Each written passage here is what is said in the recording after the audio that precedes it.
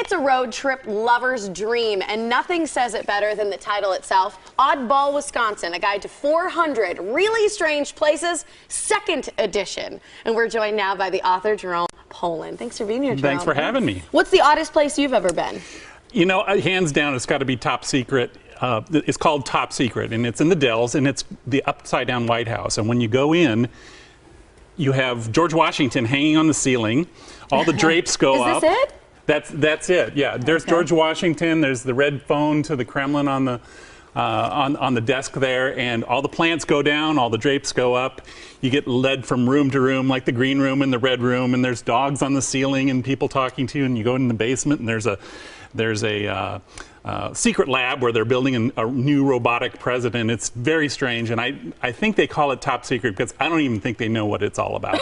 Is there some reality to it, or is this just a destination spot? Oh, it's just a destination spot. It's a good place to go if it's raining in the Dells. Very fun. So you started writing these books, what, 20 years ago? You started traveling? I started traveling 20 years ago. I wrote the first edition about 10 years ago, and this is the new and updated version. It's got about twice the sites that the original one had. Does it include the same ones, or are they all new? It includes everything that still exists, and sometimes they've expanded, but it's all up to date. I think this is so cool because a lot of people say, oh, I'd love to write a book about all these people I've met or all these cool places, and you actually got to do it. Yes. A lot of fun, huh? You said you had gone to House on the Rock. There's also a place called Rock in the House. It was this enormous boulder that rolled down into this house in Fountain City, and it didn't go out the other side, and so the people decided they would make it into an attraction.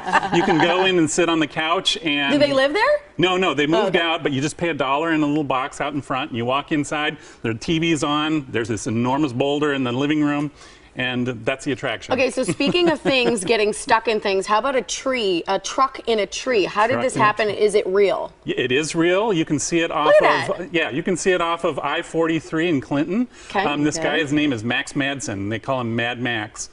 And I can see why. Yeah, he placed this truck in the tree because he wanted some place to bring his dates. And so they would sit up in the No way. Yes, that's I knew a guy in college that would take people up into a tree for a date, but not, he didn't have a truck up there. I don't know how he gets them up there, but you know, because there's no ladder as far as you Hilarious. can see. He's like, if they can't climb, they're done. I can't date them. You No know? more second dates. Repelling. Wow. Okay, so this one there's some discrepancy on. I want to know what the deal is with the big ball of twine, because I don't know. I thought that the biggest ball of twine was in Darwin, Minnesota. Someone else told me it was on Wisconsin Street in Kansas. Is that correct? In Cocker City, Kansas. Cocker City. Yeah. What is this ball of twine? It is not the world's largest ball of twine, but it's probably the most interesting. This guy, he gave up drinking in 1975, and he decided he had to do something with his time, and he started winding this twine ball, and here he is 40 years later.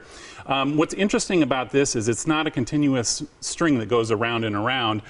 He weaves it in and out, and if you get up close to it, it looks like the surface of a brain. The twine goes in and out and around.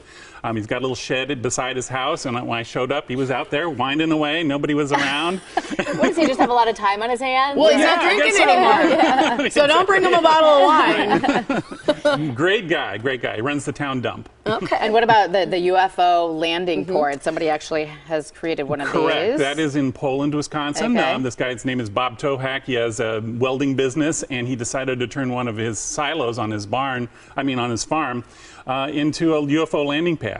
It's actually against the law for Americans to contact alien beings, but he's flaunting the law. It's against the law to contact aliens. Yes. All right, well, Yeah. So I think they'll let that one slide. Right. He welded some bed frames, and then now he's added satellite dishes and things like that. There's also a restaurant where there's some aliens sitting in a chair. Right. Yep. That's the Sci-Fi Cafe and Earth Mysteries Museum in Burlington, Wisconsin. It's an alien-themed restaurant that you can visit, and they also have tours of odd sites in the area. People are super into the sci-fi, you know? Like when there's aliens involved, you've got some real hardcore people, too.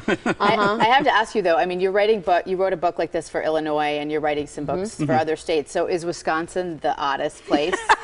Definitely per capita. Yeah. Say it's a lot like Illinois, but it's cheesier. Okay. Here's the hodag in Rhinelander. What's this about? Okay, back at the turn. That is cool. Isn't that great?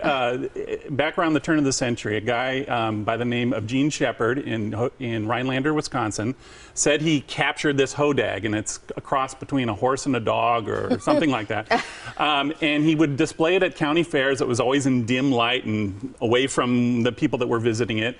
And they found out later his son had wires that would cause this thing to move. Yeah, so it was a big hoax, but the town has sort of embraced it, and they put a statue outside their Chamber of Commerce building, and they have a hodag festival every year, and it's a lot of great fun. It's so neat. We're just going to kind of go through some of these to show some of these great pictures. This is a giant elephant with glass. If there's something you want to say about something, let us know, because some of these are just, they look to me like just giant, you know, attractions. Yes, yeah. This is alongside the road in DeForest, Wisconsin. It's just a large pink elephant with glasses. It would be a great Facebook picture. Yeah, exactly. Giant rosary. A large rosary in Princeton, Wisconsin. Each bead on that rosary is made with a bowling ball. 6-pack of beer. Exactly, and they actually hold beer, about 7. No. Yes, about 7 million cans worth. Oh, I need a really big straw for that. Giant penny. Yep. There's a big urinal. Yep. There's trains on a bar that serve food. There's just so many really neat things, and people can learn all about it in the book, Oddball Wisconsin, a guide to 400 really strange places. And if they go to one, which one would you say? If you could only do one this summer.